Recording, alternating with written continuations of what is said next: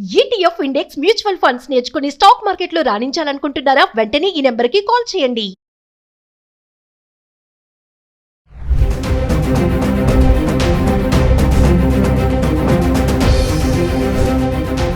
నమస్తే, welcome back to Suman TV. ప్రస్తుతం మనతో పాటు ఉన్నారు realtor oxygen founder and CEO, TEDx speaker, legendary award winner in real estate doctor Nandi Rameshwar Rao గారు. నమస్తే సార్. నమస్తే. సార్, మనం బంగారం ధరలు చూస్తున్నాం కదా సార్. మరి ఇప్పుడు శ్రావణ మాసము, పెళ్లిళ్ళ సీజను అయినా సరే బంగారం ఏ మాత్రం తగ్గనంటుంది. 1,03,000 చిల్లరలో ఉంది. వెండి చూసుకుంటే ఇంకా అది 1,20,000 దాటేస్తుంది అనుకోండి. అంటే ట్రంప్ తీసుకున్నటువంటి 25% ట్రంప్ ఆ టారిఫ్ ఇంపాక్ట్ కానీ ఈ బంగారం వెండి ధరల మీద పడిందా అంటే నేను చెప్తా సార్. సో ఇంపాక్ట్ అనేది డెఫినెట్ గా ఉంటుందండి. ట్రంప్ ఒకటే కాదు, మొత్తం వరల్డ్ కండిషన్స్ లో మారుతుంది. యుద్ధాలు అవుతున్నాయి, మనం ఆల్రెడీ చూసాం. Pakistan, India, Israel, Iran, Iraq, Ukraine, Russia అవన్నీ కూడా ఉన్నాయి. అయితే ఇక్కడ మాట నాకు గుర్తొస్తుంది ఏంటంటే, ఎగ్జాక్ట్లీ ఒక 20 years back, 22 years back Varalakshmi వ్రతంకి మా ఇంట్లో కాయిన్ కొంటారు. ఎప్పుడు కూడా చాలా మంది కొనుక్కుంటారు. 1 gram కాయిన్ మినిమం గోల్డ్ పెట్టాలని. నాకు 500 రూపాయలు కొన్నట్టు గుర్తు, అంటే 5,000 తులం. ఇప్పుడు అదే 500ది 10,000, 11,000 అంటున్నారు. మీరు టాటా తనిష్కి వెళ్తే ఎక్కువ ఉంటుంది, నార్మల్ మీద 1,000 రూపాయలు ఎక్కువనే ఉంటుంది, క్వాలిటీ ఉంటుంది. ఇప్పుడు అది కొనాలంటే ఆలోచిస్తున్నారు. పూజలు మానేస్తున్నారు జనాలు. మామూలు ఏదో పెట్టుకొని పాత బంగారం పెట్టుకొని చేస్తున్నారు. కరెక్ట్ కాదు. ఓవరాల్గా మన గ్రోత్ చూసుకుంటే లాస్ట్ 6 monthsలో మనకి ఏమైందంటే దాదాపు 40,000-50,000 దాకా పెరిగింది. అంటే అంతకుముందు నాకు తెలిసి హిస్టరీలో కూడా అంత ఎప్పుడు పెరిగిన దాఖలాలు నాకు కనిపించట్లేదు. సో శ్రావణ మాసం అంటే పెళ్ళిళ్ళు, పూజలు, వ్రతాలు ఇవన్నిట్లో కూడా గోల్డ్ ప్రిఫర్ చేస్తారు. Especially Indian ladies, south Indian ladies. నేను చెప్పాను, India is one of the highest consumer of the gold in the world. అంటే 1,000 టన్నులు, సంవత్సరానికి 1,000 టన్నులు. అంటే మన హైదరాబాద్లో చూసుకుంటే 200 షాపులు ఉన్నాయి. ఈ షాప్లో ఎంత బ్యాలెన్స్ ఉంటుంది, ఎంత స్టాక్ ఉంటుంది అని మనకు తెలుసు. సో దాన్ని బట్టి చూస్తే ఈ జరుగుతున్న పరిణామం కొద్దిగా అన్ఫార్చునేట్ కండిషన్ చెప్పలేదు. ఎందుకంటే అంత శాలరీలు పెరగట్లేదు కదా జనాలకి, అంత ఇన్కమ్ పెరగాలి కదా. ఇప్పుడు ఎవరికైనా 1,00,000 రూపాయలు శాలరీ ఉంటే 5,000, 10,000 పెడతారు సంవత్సరం మొత్తం. 6 నెలలు 50%, 40% పెరిగిందంటే ఇట్స్ మిరకల్. ఈరోజు బంగారు రేట్ చూసుకుంటే దాదాపు నాకు తెలిసి 1,03,000 ఉంది తులం. మనం 60,000-70,000 మాట్లాడుతున్నాం వీడియోస్. గత 6 నెలలుగా ఫిబ్రవరి నుండి ఫిబ్రవరి, మార్చ్, ఏప్రిల్, మే, జూన్, జూలై అంటే 6 నెలలు. 6 నెలల్లో మనకి ఎంత నెలకి యావరేజ్ చూసుకుంటే 8,000 to 9,000 పెరుగుతుంది. అంటే 40,000-50,000 పెరుగుతుంటే చాలా ఎక్కువ రేట్ ఇది యాక్చువల్లీ. సో డెఫినెట్గా ఫ్యూచర్లో కొద్ది తగ్గుతుంది, బట్ ఆ పాత రేటుకి అయితే రాదు.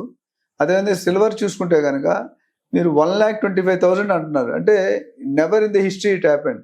మనకి ఎప్పుడు కూడా బంగారం 10 గ్రాములకి కేజీకి కంపేర్ చేస్తే 5-10,000 సిల్వర్ తక్కువ ఉండేది. ఇప్పుడు 22,000 ఎక్కువ ఉంది. ఇప్పుడు 1,03,000 వర్సెస్ 1,25,000. అంటే ఎక్కడికి వెళ్తుందో మనం తెలియట్లేదు. ఒక పక్క ఉద్యోగాలు పోతుంది, ఒక పక్క రష్యన్ అవుతుంది.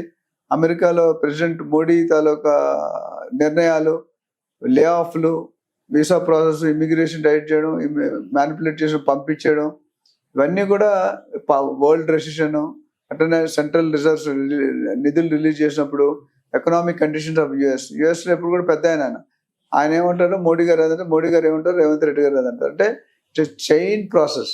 సో ఓవరాల్గా చూసుకుంటే సిల్వర్ రేట్ కూడా ఎందుకు పెరుగుతుందంటే, అది అంతకుముందు ఆర్నమెంట్గా వాడు విత్ సిల్వర్ ప్లేట్స్ కానీ, చెంబులు కానీ, గ్లాసులు. ఇప్పుడు అలా కాదు. దాంతోపాటు అదొక కూడా ఇన్వెస్ట్మెంట్ మోడ్ అయిపోయింది. ప్లస్ ఇంకోటి ఏంటంటే బ్యాటరీ, ఈవీ వెహికల్స్ ఈ సిల్వర్ అనేది యూసేజ్ పెరిగింది. దాన్ని బట్టి గోల్డ్ కూడా ఎందుకు పెరుగుతుందంటే, గోల్డ్ ఒకప్పుడు ఆర్నమెంట్ గానే చూసేవారు. 22 క్యారెట్ మామూలు బిస్కెట్ అంటే 24. ఇప్పుడు ఆ గోల్డ్ కూడా ఇన్వెస్ట్మెంట్ రూపంలో చేసేది. షేర్ మార్కెట్ అనేది వాలటైల్ ఉంది, ఇటు అటు ఊగుతుంది, తైతిక్కలాడుతుంది. అట్లానే మన రియల్ ఎస్టేట్ కూడా లాస్ట్ 1 yearలో ఓవరాల్ ఇక్కడే కాదు ఇండియాలోనూ కూడా కొద్దిగా స్లో డౌన్ అయిందన్నది వాస్తవం. లాస్ట్ 1 year కంటే ఇప్పుడు లాస్ట్ జనవరి, ఫిబ్రవరి నుంచి మాత్రం కొద్దిగా రియల్ ఎస్టేట్ ఊపందుకుంది. బట్ ఒక ఫుల్ స్వింగ్ అయితే రాలేదు. ఫుల్ స్వింగ్ రానప్పుడు మనం వేచి ఆలోచించాల్సి వస్తుంది. సార్, ట్రంప్ తీసుకున్నటువంటి 25% టారిఫ్ ఏదైతే ఉందో సార్, అది గోల్డ్, సిల్వర్ పైనే కాకుండా ఈ ఆటోమొబైల్స్ రంగం పైన కూడా చాలా ఇంపాక్ట్ చూపిస్తుందని అంటున్నారు. ఒకసారి దాని గురించి మాట్లాడు. తీగ లాగితే డొంక కదిలిందని ఒక సామెత ఉంది. నవ్వుతారేమో జనాలు, బట్ అర్థం అవడానికి చెప్తున్నా. ఎందుకంటే మనకి ఇండియాలో ఎగ్జాంపుల్ ఇస్తాం దానికి వెళ్ళే ముందు. ఇండియాలో ఏంటంటే ఎగ్జాంపుల్, పెట్రోల్ రేట్ పెరిగింది అంటే ఏమవుతుందంటే నెక్స్ట్ కూరగాయల రేటు పెరుగుతుంది. పెట్రోల్కి కూరగాయలు తేడా ఉన్న కనెక్షన్ ఉంది. నేను పెట్రోల్ రేటు పెరుగుతుంటే లారీ డీజిల్ రేటు పెరుగుతుంది. పెరిగినాడు ఆల్ కాస్ట్ పెరిగితే ఆ కాస్ట్ ఎక్కడ పడుతుంది? ఏదైతే మనం ట్రాన్స్పోర్టేషన్ ఖర్చు పెట్టామో అది కాస్త బేసిక్ కన్జ్యూమర్ పడుతుంది. అప్పుడు ఏమవుతుందంటే directly employees and employed effect.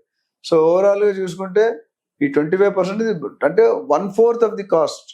అంటే చాలా టఫ్ అండి. ఒక్కసారి 25% పెరిగితే ఒక 2-3 నెలల్లో చాలా పీపుల్ ట్రబుల్, అంటే బేర్ చేయలేరు అంత కాస్ట్. సో బట్ వదించారు కాబట్టి గవర్నమెంట్ కూడా ఏం చేస్తారు, వాళ్ళు కట్టిందా వీళ్ళ దగ్గరే ఛార్జ్ చేస్తారు.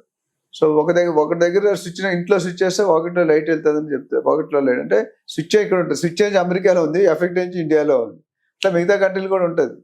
సో ఓవరాల్గా చూసుకుంటే కనుక ట్రంప్ నిర్ణయాల వల్ల మొత్తం ఎకానమీ ఆఫ్ ది వరల్డ్ అనేది డిస్టర్బ్ అయిందనేది నా పర్సనల్ ఒపీనియన్. ఎందుకంటే డిస్టర్బ్ అవ్వకూడదు, కాన్స్టెంట్గా పెరగాలి, కన్సిస్టెంట్గా పెరగాలి. ఎప్పుడైనా ఇలా పెరిగినట్టు 45 degrees పైకి వస్తాడు, బిజినెస్ కూడా ఇలా పెరిగిందంటే ఇలా పడిపోతాడు.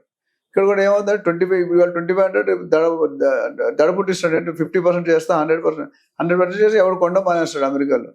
ఎందుకంటే అంత పట్టి కొట్టలేం కదా, కొనుక్కునే కదా. ఇప్పుడు ఏదైతే 10 రూపాయలు ఉందో 20 రూపాయలు చేసి ఎవరు కొంటారు? 10 రూపాయలు 11-12 రూపాయలు చేస్తే డెఫినెట్గా 10-20% ఈజ్ యాక్సెప్టెడ్. సో ఈ డెసిషన్స్ అనేది కొద్దిగా ఆలోచించి, నాకు తెలిసి మేబీ ఒక 1 year తర్వాత ట్రంప్ గారు ఏమైనా మారుతారు అనుకుంటాను. ఇప్పుడు ఆల్రెడీ 6 నెలలు అయిపోయింది, 6-7 నెలలు. So he has to rethink about the relationship, bonding. అందరితో కొట్లాడి పెట్టుకుంటే ఏమవుతుంది, ఫైనల్గా సింగిల్ అయిపోతారు. సింగిల్ అయిపోయినప్పుడు they are going to be landing in to problems. So overall situation ఏదైతే ఉందో, బ్యాంక్ రెపో రేట్ కానీ, సెంట్రల్ రిజర్వ్ రేట్ కానీ, బ్యాంక్ ఇంట్రెస్ట్ రేట్ కానీ, ఇవన్నీ కూడా మీరు అడిగిన దానికి డెఫినెట్గా ఆ ట్యాక్స్ పెంచడం వల్ల ప్రతి ఐటమ్ కాస్ట్ పెరిగిపోతుంది, ప్రతి వస్తువు కాస్ట్ పెరిగిపోతుంది, ప్రతి సర్వీస్ కాస్ట్ పెరిగిపోతుంది. ఎందుకంటే సర్వీస్ ఛార్జెస్ 18% GST. ఇప్పుడు గోల్డ్లో కూడా 1,30,000 అనేది ఐ థింక్ బేసిక్ ప్రైస్, అది 18% అయితే 1,20,000 అవుతుంది రఫ్గా. 1,20,000 అంటే two high, double the rate. 60,000 cost 1,20,000 అంటే ఎవరు ఎఫర్ట్ చేస్తారు? సో సీరియస్గా ఇది ఆలోచించాల్సిన విషయం. కంట్రీ టు కంట్రీ రిలేషన్ మాట్లాడుకొని సెటిల్ చేసుకోవడం బెటర్.